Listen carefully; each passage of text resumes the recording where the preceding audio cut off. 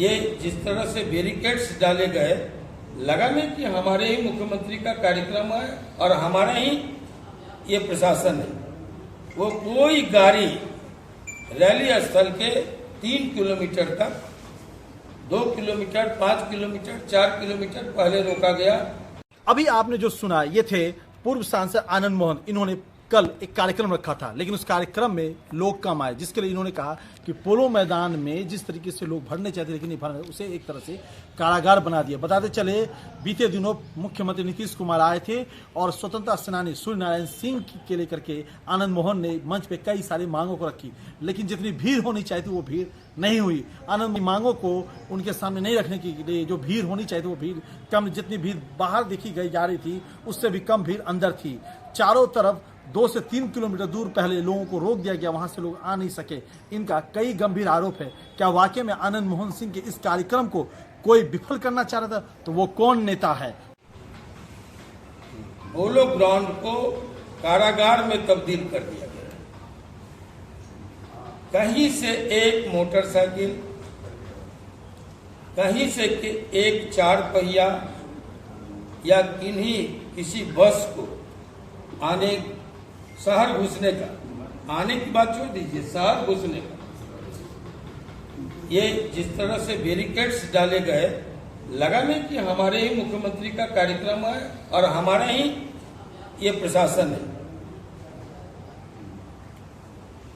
ये कहां से हुआ, क्यों हुआ, ये तो अनुसंधान का विषय है, लेकिन मैंने आपत्ति जताई थी मुख्यमंत्री जी को भी और डीएम साहब को कि कम से कम एक रूट, प्रधानमंत्री का कार्यक्रम अभी अभी संपन्न हुआ है, कहीं कोई ट्रैफिक के चलते रैली में भाग लेने वालों को कोई असुविधा नहीं हुई। लोगों का काम था, प्रशासन का काम था वहां तक पहुंचाना, यहां प्रशासन का काम था लोगों को रोकना। और इस तरह से आपने देखा होगा कहीं भी जो हजारों मोटरसाइकिल झंडे के साथ आए थे, वो शहर में जरूर दिखा, लेकिन वो रैली स्थल तक दूर दूर तक नहीं दिखा। 3-4 किलोमीटर के अंदर कहीं नहीं दिखा।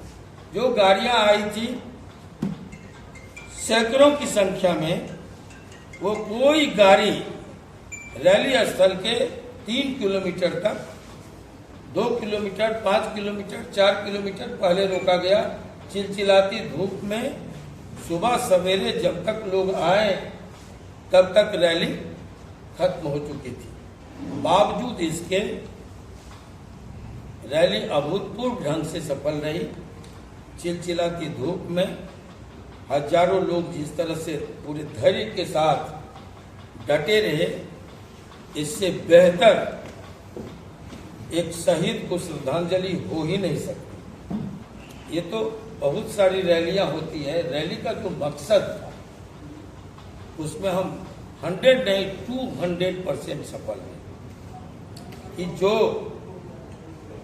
7 दशकों बाद आजादी के एक श्रेष्ठतम अमर सेनानी को लोगों ने भुला दिया था, यंग जनरेशन जानता तक नहीं था, समकक्ष लोग रहे नहीं, और हम लोगों की पीढ़ी भी भूल चुकी थी। नई पीढ़ी को तो जानने की फुर्सत नहीं है। तो ऐसे में 1.5 पखवाड़े तक मिथिलांचल के एक गांव में सूरज बाबू को इस बहाने याद किया गया। सूरज बाबू लोगों के जेहन में जिंदा हो गए। उनका संघर्ष देश के लिए और देश की आज़ादी के बाद लोकतंत्र की बहाली, मजबूती, एक समता मूलक समरस समाज, शोषण विहीन समरस समाज की स्थापना के लिए जो उनका त्याग था, उनका बलिदान था, लोगों के जेहन में एक बार फिर से आया। हम कहता आप देखिए कि एक भी कुर्सी जिन लोगों ने कहा वो हम समझते हैं कि मुख्यमंत्री जी या मेरे आने के पहले लोगों ने दिखाया हो, लेकिन एक भी कुर्सी खाली नहीं थी। लोग कुर्सी नहीं खड़े होकर के उसको सर आपके लोग बाहर में रह गए उसको, और उससे कई गुना लोग बाहर घूम। एक गेट बना था प्रवेश के लिए और वहाँ मेटल डिटेक्टर, सबों को चेकिंग के बाद मेटल डिटेक्टर से जाना होता था। प्रत्येक व्यक्ति को इस तरह से उस ऑपरेशन से गुजरना पड़ा। और स्टेडियम के बाहर फिर भी जितने लोग स्टेडियम में थे उससे 3 गुना लोग स्टेडियम के बाहर थे, और उससे कई गुना हजारों लोग शहर में घूम रहे। जो हमने कहा था कि उस दिन संपूर्ण दरभंगा अस्त व्यस्त होगा, उसमें तो हम लोग सफल थे। दरभंगा अस्त व्यस्त रहा। एक जो स्थिर पानी में सूरज बाबू के नाम पर उनकी शहादत, उनकी यादों के मामले में जो स्थिर हो गया था तालाब में, बड़ा कंकड़ नहीं बड़ा सा पत्थर मार के हम लोगों ने हलचल पैदा कर दी। ये बड़ी बात है। क्या किसी तो सूरज बाबू अब याद किए जा रहे हैं, और 77 वर्षों बाद उनकी कर्म भूमि पर मिथिला के उन सपूत के लिए एक चौक आरक्षित किया गया, जहां उनकी प्रस्तर मूर्ति लगेगी और आने वाली नस्लें प्रेरणा लेगी। तो ये सफल है। सुरक्षा मेरा व्यवस्था प्रश्न मजबूत है कि किसी नेता के इशारे पे मुख्यमंत्री जी हम का ये तो 2 बार नहीं कह रहे हैं, हमारे मुंह में क्यों डलवा रहे हैं? हम किसी की परवाह नहीं या करते हैं। प्रशासन जो कल नहीं, जिस तरह जो से भी प्रयास हुआ किया, किसी नेता जो भी हुआ वो उचित नहीं हुआ।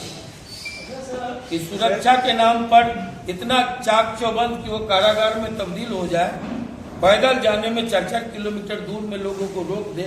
मैं तो पूछूंगा, यातायात आपके जाने के बाद मैं पूछ के जाऊंगा, मैं रुका हूँ इसलिए। सर, इतनी सुरक्षा के